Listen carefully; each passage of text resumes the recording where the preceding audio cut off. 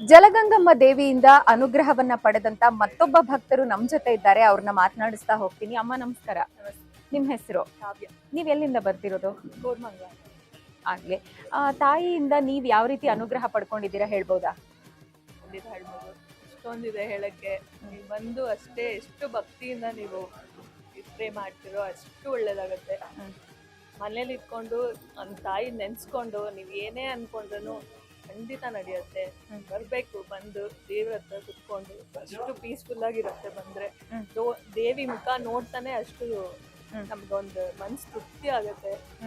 ಅಷ್ಟು ಚೆನ್ನಾಗಿದೆ. ಬನ್ನಿ ಎಲ್ಲರೂ, ಖಂಡಿತ ಒಳ್ಳೇದಾಗತ್ತೆ. ಬಹಳಷ್ಟು ಜನ ಹೇಳ್ತಾರೆ ಹೆಣ್ಮಕ್ಳು ವ್ರತಗಳನ್ನೇ ಮಾಡ್ಬೇಕು, ನಿಂಬೆ ಹಣ್ಣಿನ ದೀಪಾನೇ ಹಚ್ಬೇಕು ಅಂತ. ಈ ತಾಯಿ ಹಂಗೆಲ್ಲ ಅಷ್ಟ್ ಕಂಡೀಷನ್ ಅಂತ ಏನೂ ಇಲ್ಲ. ನೀವು ಬಂದು ದೇವಿ ಮುಂದೆ ಕುತ್ಕೊಂಡು ನಿಮ್ ಮನ್ಸಾರ ನೀವು ಕೇಳ್ಕೊಳ್ಳಿ, ಎಲ್ಲ ಒಳ್ಳೇದಾಗುತ್ತೆ. 2 ನಿಮಿಷ ಕುಂತ್ಕೋಬೇಕಷ್ಟೇ, ಏನು ಬೇಕಾಗಿಲ್ಲ. ನಿಮ್ಮ ಯಾವ್ದಾದ್ರು ಒಂದ್ ಪರ್ಸನಲ್ ಎಕ್ಸ್ಪೀರಿಯನ್ಸ್ ಅಥವಾ ತುಂಬಾ ಕಷ್ಟ ಇತ್ತು, ಇದನ್ನ ಅಮ್ಮ ಎಷ್ಟು ಸುಲಭವಾಗಿ ನೆರವೇರಿಸ್ಕೊಟ್ಲು ಅನ್ನೋದಿದ್ ಹೇಳ್ಬೋದಾ? 1 2 ಅಲ್ಲ, ಎಲ್ಲಾನೇ ಅಮ್ಮನಿಂದಾನೇ. ನಾನು ಇಲ್ಲಿವರೆಗೂ ಈ ದಿನ ಇಲ್ಲಿ ನಿಮ್ಮ ಹತ್ರ ಮಾತಾಡ್ತಾ ಇದ್ದೀನಿ ಅಂತ ಎಲ್ಲದಕ್ಕೂ ಅಮ್ಮನೇ ಕಾರಣ.